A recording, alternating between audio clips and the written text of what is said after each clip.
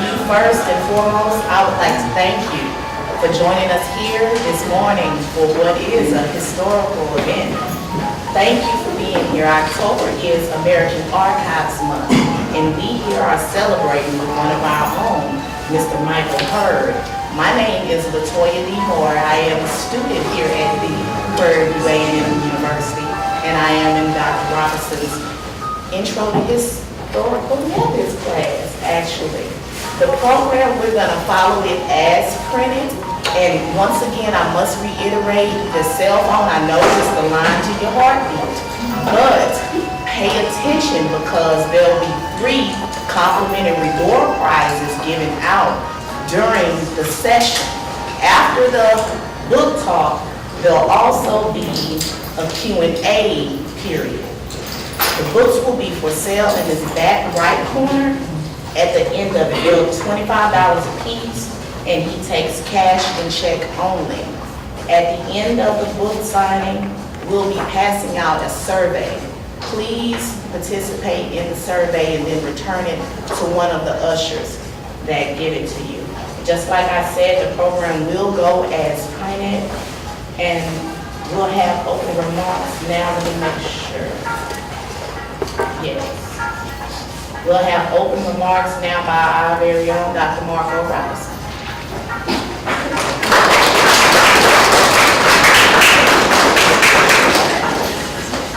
Thank each of you for your applause. Mr. Earls and the committee for putting this event on. It certainly is noteworthy. Mr. Hurd putting in his sweat equity to get this book done, which was a long time coming, and he pulled it off. You join me in saluting him.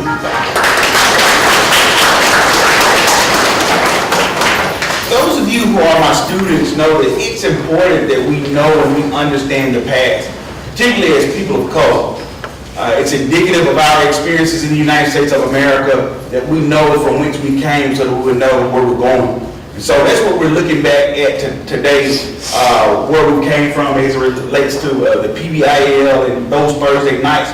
And many of your grandparents who were connected to this organization, those who were from Texas and Houston area in particular.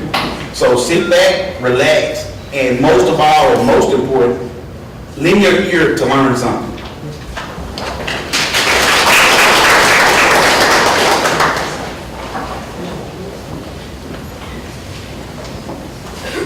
How's everybody doing today? I'm Mr. Justin Foster, and I'll be introducing Mr. Michael Hurd today. Mr. Michael Hurd is a historian, author, and a freelance writer who was born in Texarkana, Texas. He grew up in Houston, Texas, and if you know, on the south side of Houston, Texas, he went to high school at Ebony Worthen High School and graduated from there in 1967. He is the director of the Texas Institute of Preservation of History and Culture at Prairie.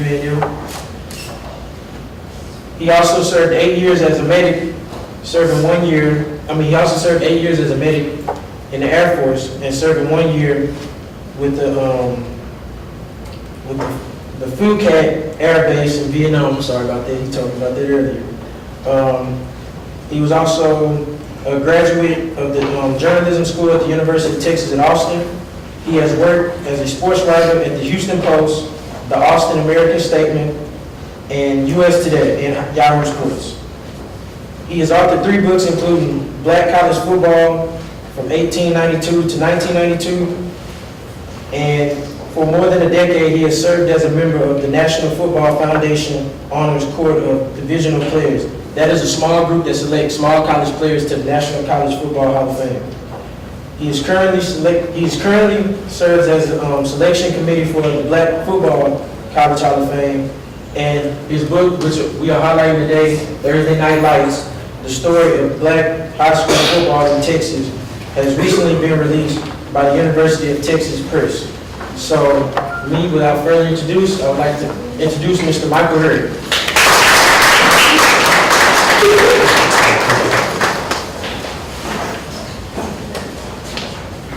Good morning, everybody. Thank you all for being here this morning. I really appreciate it.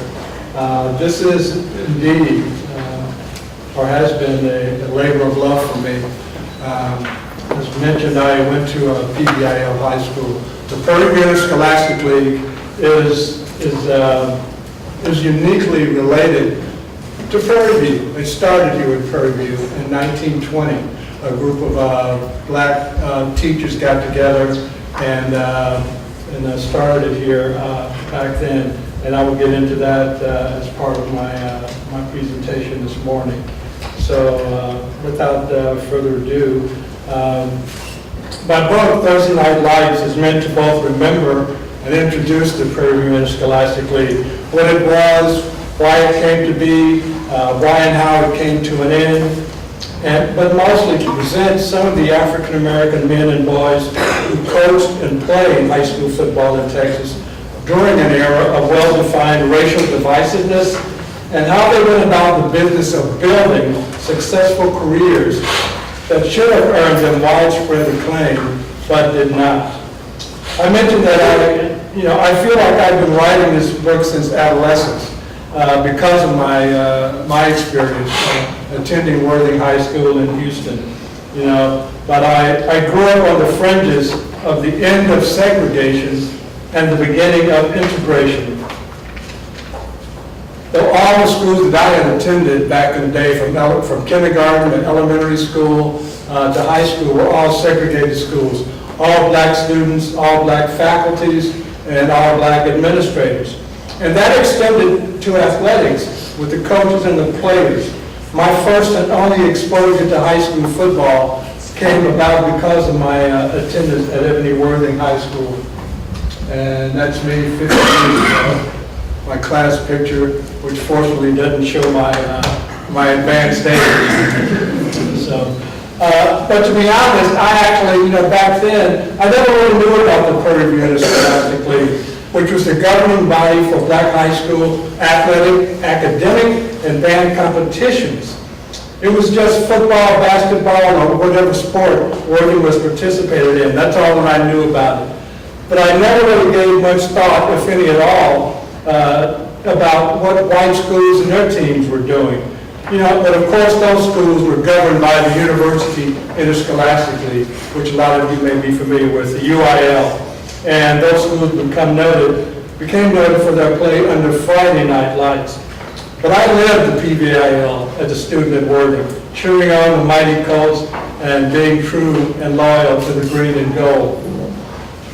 The PVIL's reach, however, extended well beyond football and other athletics. The PVIL was about community, it was about history, it was about heritage. And those are the central themes for the story that I write about in Thursday Night Lights, which includes a pretty good dose of the evolution of black history in Texas from 1920 to 1970. And again, as a product of one of those schools, I felt honored to be in a position to write this document, to tell the incredible stories of triumph during an era of racism and segregation. The PVIL schools, which were 500 at their peak statewide, were ill-equipped with financial resources. But what the league and what the community did have in abundance were dedicated and caring people who accepted the task of preparing black children for citizenship in a social environment that neither welcomed nor encouraged them. Yet, whatever the fiscal and social inequities about the PVIL, the spirits at their member schools were hardly dampened. The league created passionate rivalries and had enthusiastic competitions that featured outstanding students who would become statesmen, such as Representative Barbara Jordan. They were artists, musicians, entrepreneurs, and professional athletes, as we see here. The PVIL showcased some of the best high school football talent in the country, from the Kelly brothers at Abilene Woodson on the South Plains of West Texas to the petroleum-rich Gulf Coast and the Golden Triangle, with its wealth of insanely gifted players. And these guys were incredible athletes back in the day at their schools. How many of you recognize any of these guys, by the way? Do any of these names ring true to you, the older folks? But you had these incredible players. And there were guys who played at Elsie Anderson High School in Austin. to Jefferson Stadium in Houston. And if you're from Houston and you're familiar with Third Ward and the University of Houston's new stadium, I think it's Tedesco Field or something like that. Where that site is, what used to be there was a stadium called Jefferson. And Jefferson was the rallying point for the black community in Houston. Wednesdays and Thursday nights, you had to be at Jefferson Stadium to watch these football games. And there was this electricity that ran through Third Ward on the nights when no games were played. And you had players like Otis Taylor, who went on to become a great player here at Prairie View and then in the National Football League. And you had a guy named Elvis Dickey, whose nickname was the Lord's Prayer, because he was just so magnificent as a football player, and some of the coaches said he was the answer to their prayers for winning programs, because that's how good Dickey was. This is Dickey, and I love the little story if you have time to read through it as I'm speaking up here. But the PVIL honor roll reads like a who's who of national, college, and professional gridiron greats. From Dallas Lincoln's Charlie Choo Choo Brackets, another Prairie View great, who happened to be the first black college quarterback drafted to the National Football League, and the first black college quarterback, actually the first black quarterback to play in a National Football League game. And Dickey was this guy, Dickey himself was this guy who was drafted ahead of Ken Stabler by the Oakland Raiders in 1968, and Dickey became the first black quarterback drafted in the first round of the NFL draft after a phenomenal career at Tennessee State, playing for Big John Merritt and winning back-to-back black college national championships in 1965 and 1966. They won 19 out of the 20 games that they played in those 2 seasons and winning those championships. But there was this thing back in the day, if you were a black quarterback, mostly at black colleges, and you were drafted into the NFL, your chances of playing quarterback in the National Football League were slim and none. So what happened to Dickey is actually pretty tragic, because Otis Dickey never got to play a single down in the National Football League. He had a 3-year career basically at wide receiver, because that's what they did with black quarterbacks back then. If they went to the NFL, they switched them to wide receiver, defensive back, or some other position, any position other than quarterback. However, there are more Pro Football Hall of Famers with Texas roots, almost 30, than any other state, and 6 of the guys from Texas are products of the PVIL. And these are the 6 guys who started their careers in high school at PVIL schools. And as I just mentioned, Emmett Thomas was a quarterback at Angleton Marshall. He's in the Hall of Fame for being a defensive back. And that was, again, indicative of those times. But consider some of the other guys, some of the other players who played started out their careers in the PVIL. This is a guy named Ollie Madsen, who played briefly at Houston Yates High School, but his family moved to California. He graduated high school in San Francisco, but at the University of San Francisco, he became the first black Texan to receive Heisman Trophy votes. He finished 9th in the voting in 1951. There was also Bolon Hebert lineman Bubba Smith, who started Michigan State and became a number 1 overall draft pick in 1967 for the Baltimore Colts. Now, in that year, 1967 draft, he was one of 5 players from the PVIL who were taken that year in the first round. But back then, it was something nobody really talked about. Again, talked about these schools. But they had these great players who were coming out and went on to college stardom. Now, the big drawing card back in the day was the Yates and Wheatley game. And this was a huge event in Houston. It was the event of the season for the black community in Houston. And people showed up at this game dressed to the nines. There would be parades in Third Ward, there would be parades in Fifth Ward for both of the schools, alumni dinners and breakfasts and so forth and so on. And you can see a little bit This was standing room only. The stadium at the time only seated about 30,000 fans. But you can see you're standing around the field, you know, and when the Houston Oilers came in, they expanded the seating to 40,000. And they filled that too, and still had standing room only crowds. Of course, the fire marshals were pretty nervous about that, but this was the excitement about that game. Because if you go back, Yates, Wheatley, and Booker T. Washington were the first 3 high schools for black students in Houston. So at that time, everybody in the black community in Houston had some kind of tie to Yates and Wheatley or Booker T. Washington High School. This is Coach Charles Brown with his team at Conroe, Washington.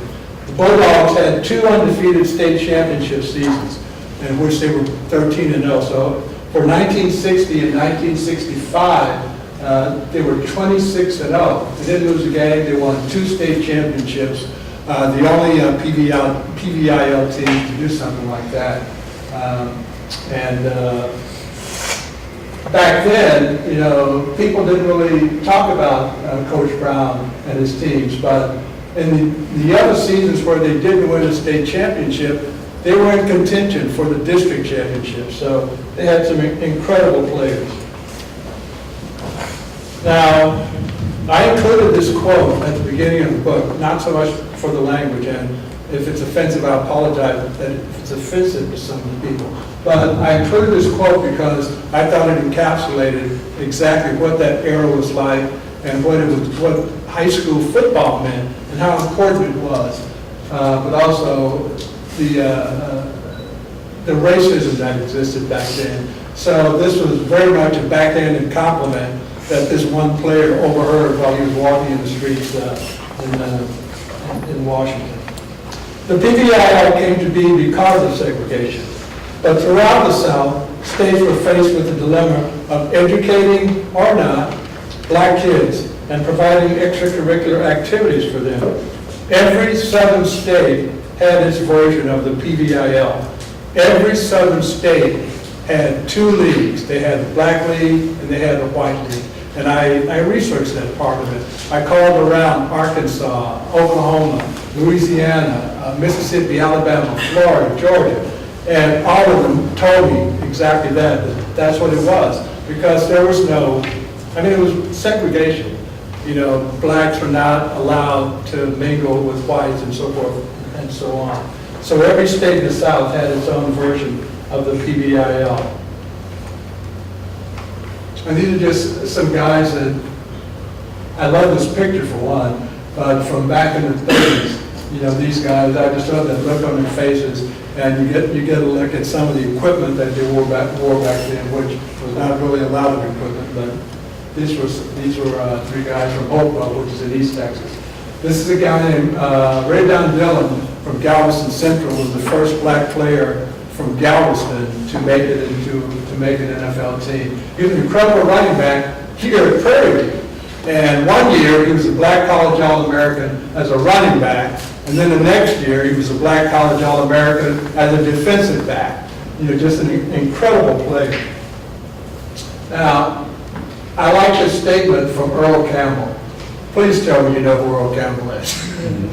Earl grew up in Tyler, Texas, in his big family.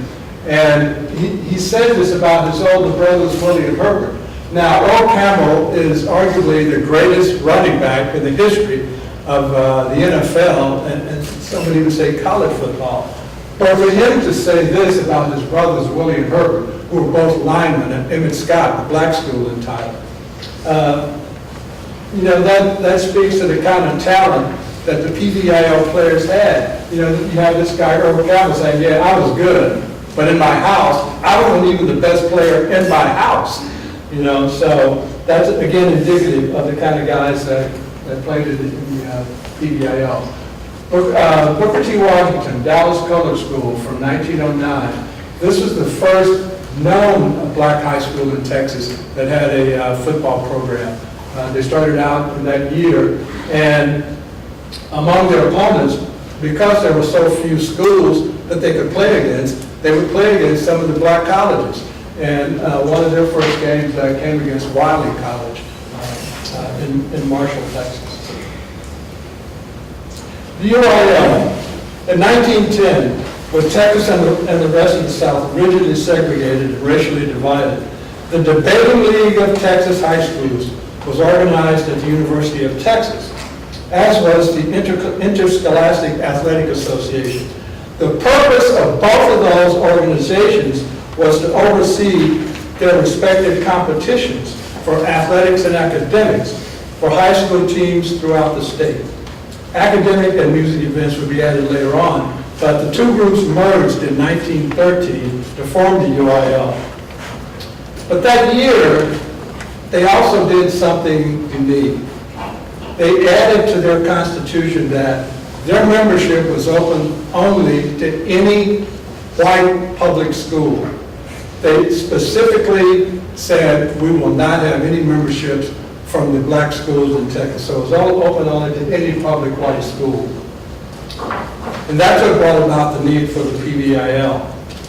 So this comes about less than half a century after emancipation. So black schools statewide were still relatively in their infancy and struggling just to exist in an atmosphere that vehemently railed against education for Negroes. In the opinion of one Waco newspaper in 1869, in an editorial, the editor decried educating Negroes because, quoting, "We do not approve their sending their children to school for a mere highfalutin idea of making them smart and like white folks," end quote. So, tasked with providing organized extracurricular events for black high school students, the black academicians who first met to form the Texas Interscholastic League of Colored Schools in 1920 were nothing less than excited about the prospect of shaping the athletic and academic destinies for generations of black kids. At a November 1920 meeting in Houston, men from the Colored Teachers State Association of Texas sought to provide leadership for black high school student competitions in the same manner that the UIL was doing for white students. So the Prairie principal at the time, Mr. Osborne, served as the chief officer with the title of executive secretary for the TILCS. Also like the UIL, the TILCS had district and state executive committees to oversee the league's constitution and the rules and legislative advisory council to study and maintain the rules and compliance. So you have the TILCS beginning to solidify at a state track meet, which was also held here at Prairie View in 1921. And the school back then was called the Prairie View State Normal and Industrial College. So both the TILCS and the UIL would rest their 10-gallon hats on football, not so much track and field. But back then, when the TILCS was formed, it was more about track and field and the academic and band competition, not so much football, though you had football being played around the state at some of the schools. But, not a lot of the schools, as I mentioned before, but it was more about track and field back then. But the TILCS would parallel black history in Texas, and its schools came to be through the struggles to educate African Americans after emancipation. Though most of the roads that originated and led to the all-black and former plantation community in Prairie View. The TILCS would not take the name the PVIL actually until the early 1960s. And up to that time, it had been referred to by several different names. It was called the Colored League, the Prairie View League, and for some folks in polite company, they called it the Negro League. And you can imagine what else they might have called it after that. But it didn't really have a structure, a playoff structure, until the 1940 season. To that point, anybody that had a good season, maybe closed its schedule with a win over its biggest rival, could proclaim itself as a state champion. So if you won 5 or 6 games, which was kind of the schedule back then, and you didn't lose any games, and you were in Lubbock or Abilene, you could say, hey, we're the state champions.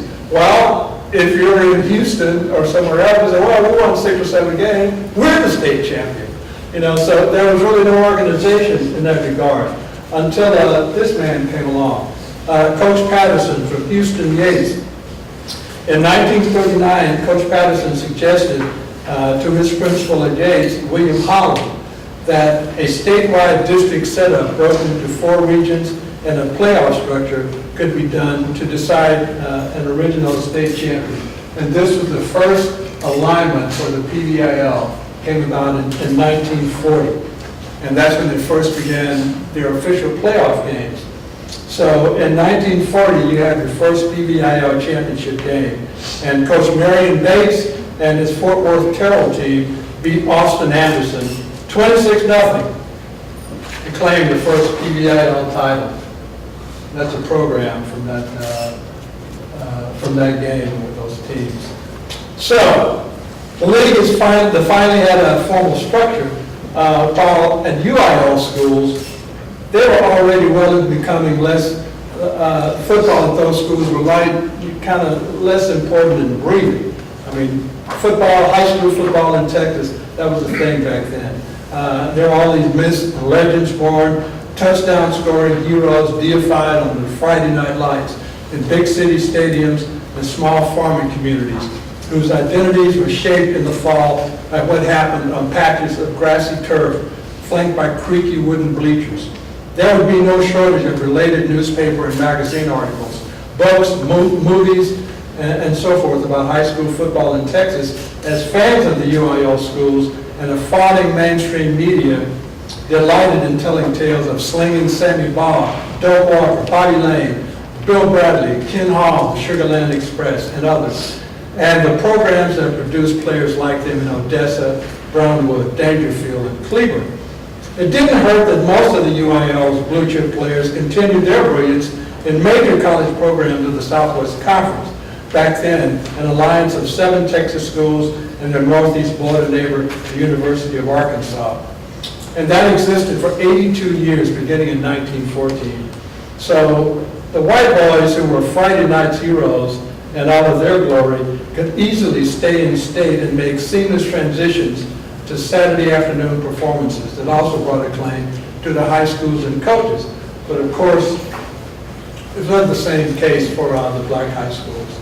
For the PVIL schools, there were weekly black newspapers like the Houston Informer with Lloyd Wells and his Dateline Sports column, Bud Johnson and the Houston Forward Times, the San Antonio Register, and other black media outlets that were dedicated to trumpeting the black schools through, though their audience were limited, because these were only weekly newspapers, and their circulations were basically just within their cities, just within their towns, not around the states, like the Houston Post and the Dallas Morning News and the large major dailies who, if they covered any of these teams, it was just a paragraph or two, rarely a photograph, just a special correspondent who called in a score. And that's all you would find in the next morning's paper.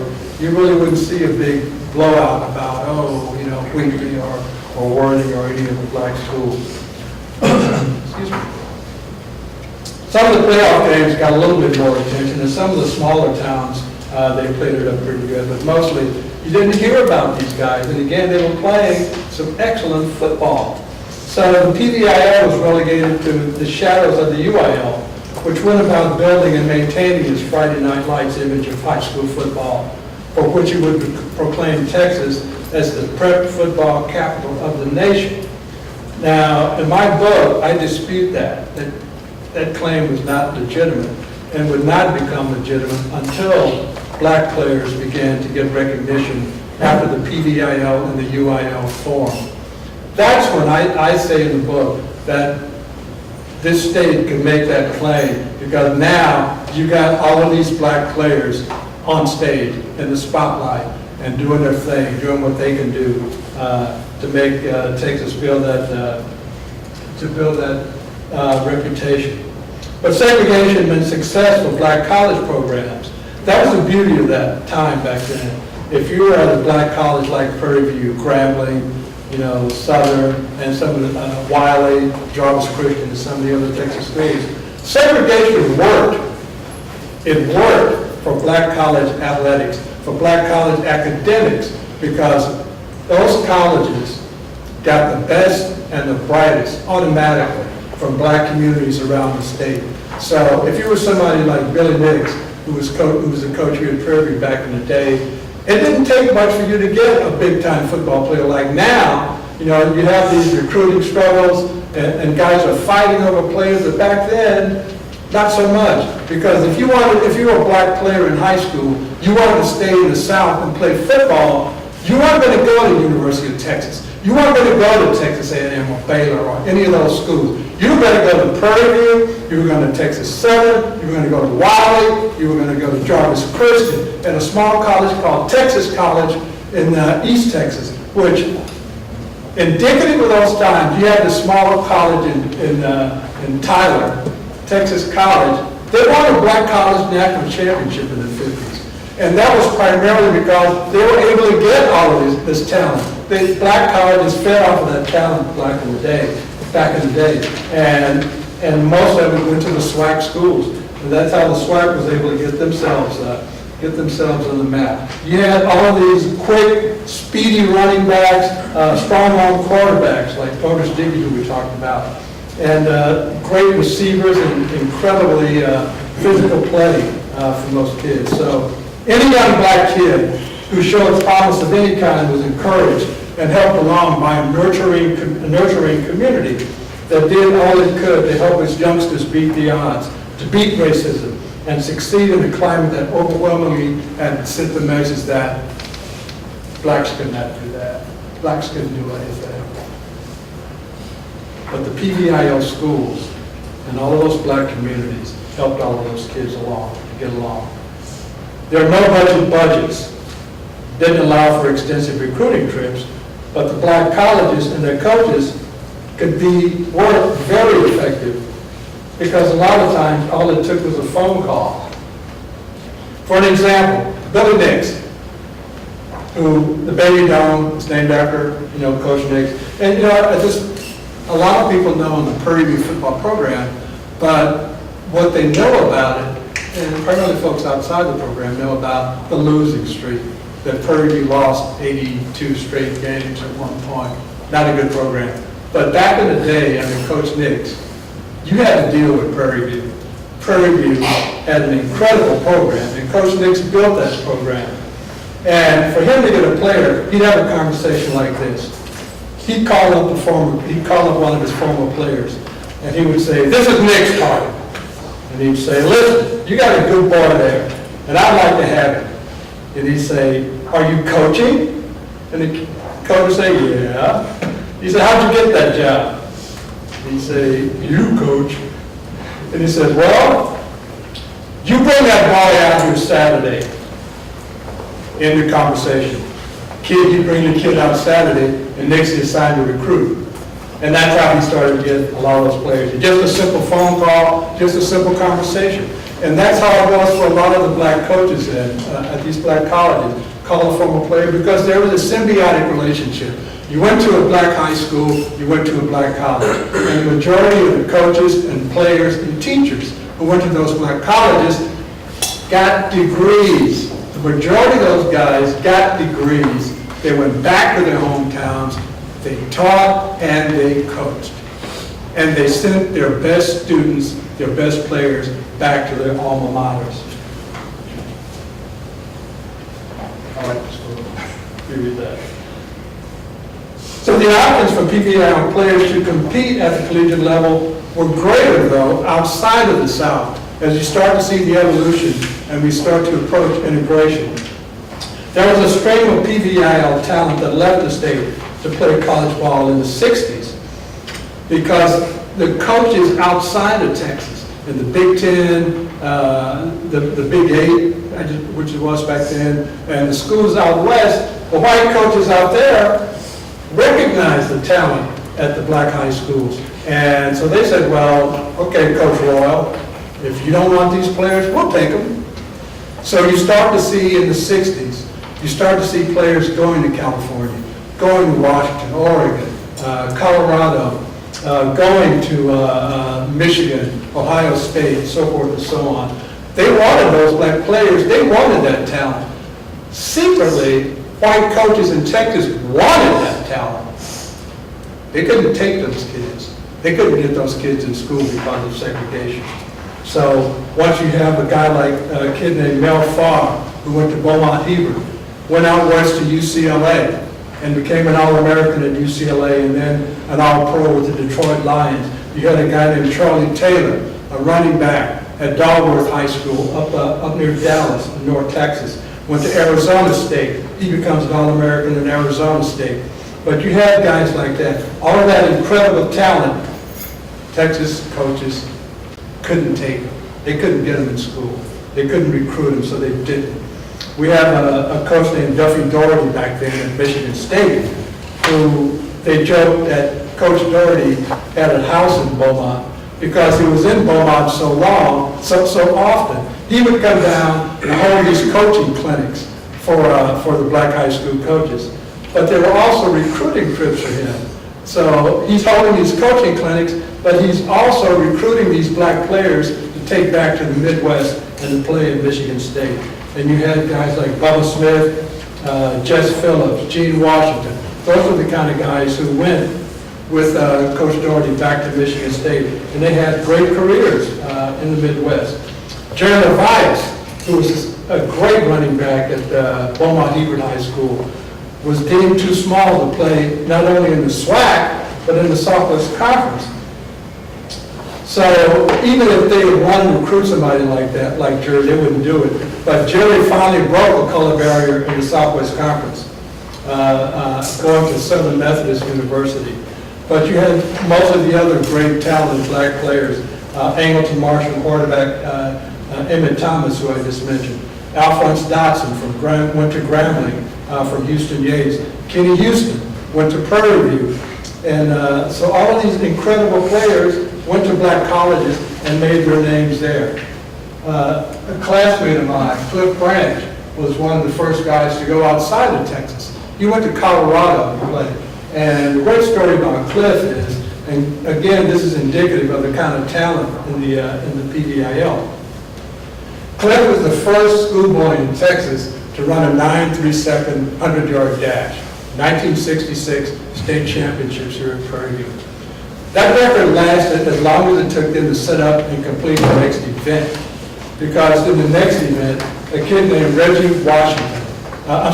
Robinson from Washington High School in Wichita Falls ran a 9.1 100-yard dash. So those are the kind of kids that you had. You had all of the speed that came out of that league. And if you were a coach and you were looking for a fast running back or receiver, go to a track meet. Go to a PVIL track meet. And these are the kind of players that you get. And Cliff Branch had said at one point, we didn't recognize that we had a special league, but we did. We had a league of our own on Wednesday and Thursday nights at Jefferson Stadium. We didn't feel slighted because the competition was so strong. Yates, Wheatley, Cashmere, the Beaumont schools. It was special football. And a lot of the athletes that came out of the PVIL went on to great careers in colleges and Pro Bowl type careers in the pros. There were a lot of great athletes that came out of that league, he said. So while it was not unusual for some of the woefully underfunded schools to outfit their teams with hand-me-down equipment, including sometimes jockstraps, hand-me-down jockstraps from the white schools, the quality of play at the black schools proved to be anything but second rate. And for 50 years, the PVIL produced a wealth of outstanding players, coaches, that few in the Lone Star State outside of the black communities cared to acknowledge. Though most areas had dual educational facilities, one for whites, one for blacks. Think about it, back then, every town in this state had a white school, but not all of them had a black school. In a lot of areas, if you're a black student, you had to get up at 4 or 5 o'clock in the morning and catch a bus and commute to a school, to commute just to go to school an hour or two. Some of the black schools that did not have their own fields, and most of them didn't, played in their school district's public stadiums on Wednesday and Thursday nights. Some played on Tuesday nights, and every now and then some of them had to play on Saturday nights. Bubba Smith said it one time, there was the black side of town and the white side. and you just dealt with what was laid out there for you. You didn't have time to think, why can't I do that? Or why is it like that? Sometimes I think a large part of my life was lost by that. But you could always show what you had on the football field. And in the PVIL, he said, you're talking about people who could righteously play the game. None of the teams were diluted back then. Everyone on the field could play. If you blinked, they were gone. It was more physical and tougher. And it always meant something if you could outrun somebody, because everybody could run. With integration encroaching and the PVIL peaking in 1967, the league would run out of time, and the UIL would receive a sudden infusion of these great players, as the great Florida A&M coach Jay Gaither would describe them: mobile, agile, and hostile. There were blue-chip black players who would legitimize the league's claim to having the best high school football talent in the land. The PVIL and the UIL merged in 1967. That was the first year that black schools and white schools played against each other. At Worthing, I graduated in the spring of 1967. When I went back for homecoming in the fall of 1967, totally different story, totally different atmosphere. First of all, we were playing a white school. We were playing in a different stadium. It just didn't have that feel anymore of we had grown up with. So it was kind of frustrating. More significantly, integration into the PVIL. They called it a merger between the UIL and the PVIL. In the book, I call it a hostile takeover, because that's what it was. It wasn't, okay, let's have some of your guys work over here, and some of our guys will work over there. That's not what it was. There were 500 PVIL schools at its peak. All but 8 of those schools went away. There were no instances of white students going to a black school. There was none of that. All those schools went away. Their trophies, the buildings, the banners, and all that memorabilia was destroyed. Just tossed in bins, thrown in closets, collecting dust and cobwebs. And that's where a lot of that stuff has been, was found. When people started to try to bring this history back, they had to go in these trash bins, they had to go in closets and abandoned buildings and find whatever was left from some of those schools. So the UIL and the PVIL merged, and finally in 1970, the PVIL finally closed its doors.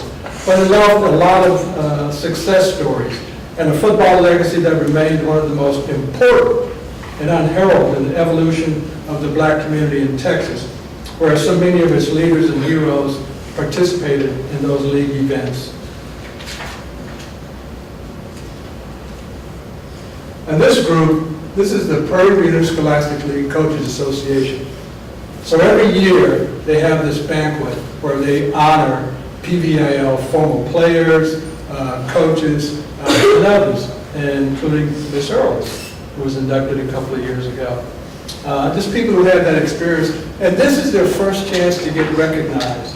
And so, to write this book, I was enthused when I attended one of their banquets in Austin a few years ago. So just in closing, I just want to mention a few things about the PVILCA. You know, there are so many men who I was able to connect with, but the accounts of the men included in the book give a good overview and an insight to the PVIL experience. It's the few speaking for the many.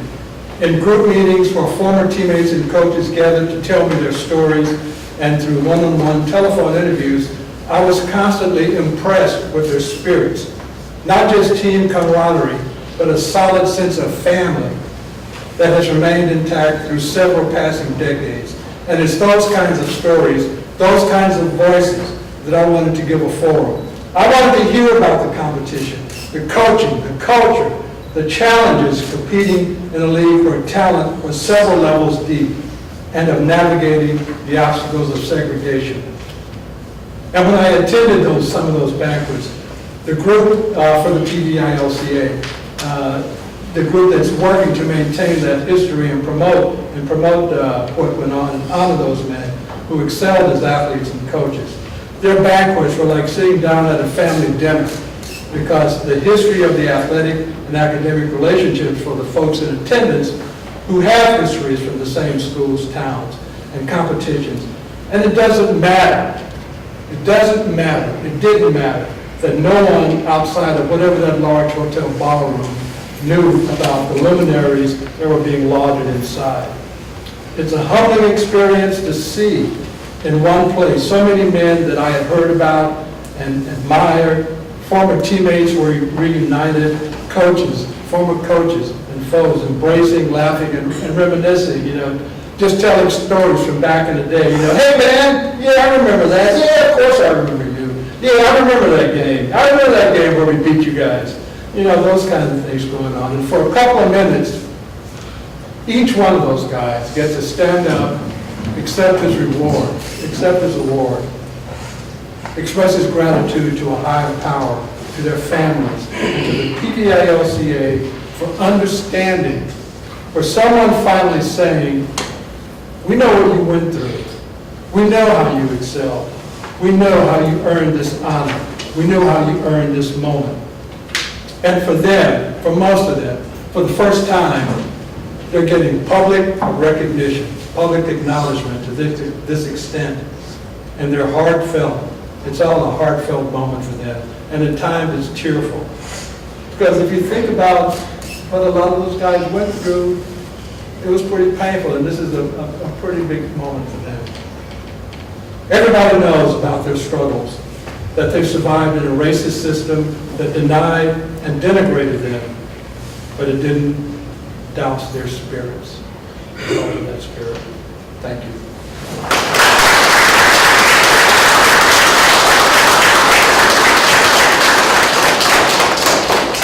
For those interested, unfortunately, we didn't have any books today, but if you're interested in purchasing the book, if you're a fan, maybe your parents or grandparents, whoever, a football fan, a Black history fan, because it's not just about football. It's not just about sports. It is about the evolution of the Black community in Texas from 1920 to 1970. But you can get it here at any one of these venues, or just go online and do it. I'm sure somebody will come up.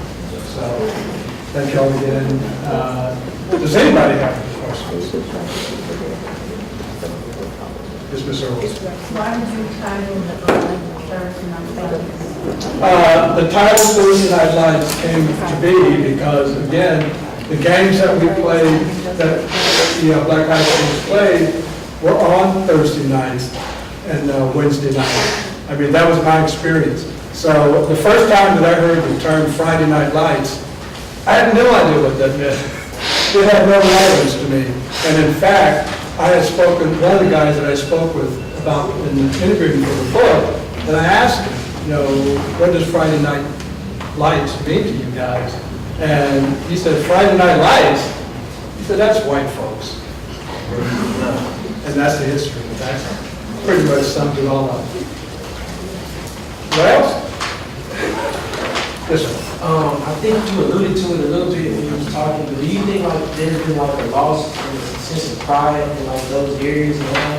Because I know Worthing was on the south side. My grandparents went to Wheatley and Fifth Ward, and I also had great uncle that went to BCO and CBO. Do you think there's this sense of pride is in there anymore, or in the schools that are still on in those communities? Well, what happened with integration was that, and again, where the PVIL is concerned, all those schools went away. They were demolished or they were turned into some other kind of use. And all of the memorabilia and some of the memorabilia went away. So you have generations who, how many of you even know about this story? The PVIL. Very few. And that's kind of the point of this. That's what was lost. And that's what has been lost. Among the people who did go to those schools, I think there is this sense of pride. In fact, I know there is this sense of pride. Because I've gone to some of the alumni reunions, and when people talking about, what it was like going to those schools back in the day. But that history, it really has been lost. And I'm hoping through this book that a lot of that will be revived, and that people who are unaware or were unaware, that should be the takeaway.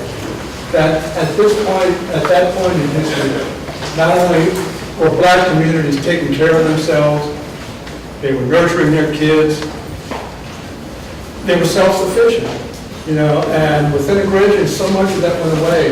I make the point that integration really killed many of the black communities. And I had a lot of the guys that I spoke with, said that we didn't want integration because they knew what the outcome would be. They knew exactly what you asked about. They knew that was going to happen, and they regretted seeing that happen. They didn't want integration. They wanted things. They wanted to be able to do what they could do in their communities. They wanted those kinds of resources. But with integration, they were just going to be shunned aside. Yes, ma'am. I think you just answered the question for me, but like UIL was governed in state funding, if I'm not correct, back then. Exactly. The state did not fund the PVIL, or did they? Help in any kind of way, or was it just community-based? It was mostly community-based, and, like I had mentioned, a lot of the black schools basically got hand-me-down equipment, and a lot of the communities, would hold rallies to raise money for programs and so forth and so on. But just in general, black schools they were greatly underfunded. Black teachers were greatly underpaid. This whole separate but equal, that wasn't going on. Black teachers were paid, maybe a third in some cases of what white teachers were paid. And those schools were just woefully underfunded. What else? So I guess there are door prizes. I don't know if there's a quiz, so I hope you stayed awake long enough to pay attention. First, I'd like to thank Mr. Hurd for coming and giving them an applause. I'd like to thank everyone who's on the program, particularly the student from Dr. Marco Robinson's class. On behalf of Dr. James Wilson, Interim Director of the John B. Colvin Library, thank you for coming. I would also like to thank Dr. Lorette Foster, the Director of the Center for Teaching Excellence, for assisting us with purchasing 2 copies of Mr. Hurd's book. Unfortunately, they have not arrived yet, so we have a voucher for you.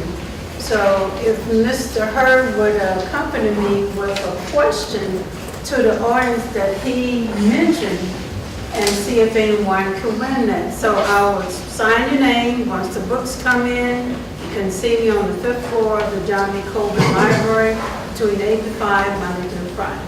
Okay? We have 3 books, 3 questions. 3 questions. Okay, here's one. How many PVIL schools survived after integration? All right. Who was first? Right here. Yes, He was first. 8? Exactly. Yeah. Okay. See me after and I'll fill out your name, okay? Next question. All right, this is a little bit tougher. The PVIL had its first official state championship in 1940. Who won that game?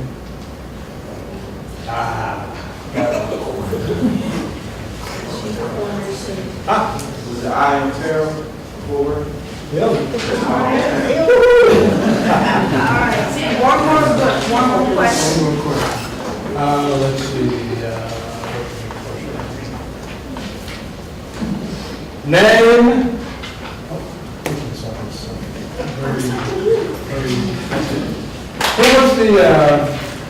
Who's the Prairie coach back in the day?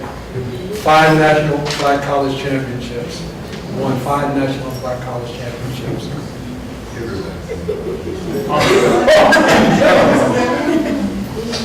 Billy Nix.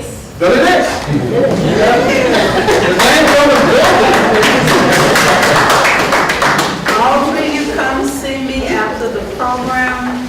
Also, we'd like to thank all the library staff who are part of the planning and execution of the program. Any library staff, can you raise your hand or stand, please? We'd like to thank you. Also, we'd like to thank Dr. Robinson from the Department of History and Collaboration, and again, the Center for Teaching Excellence at Prairie. If you could, if you have any more questions, give us a few minutes to prepare the refreshment for you. If not, we say thank you and have a great day.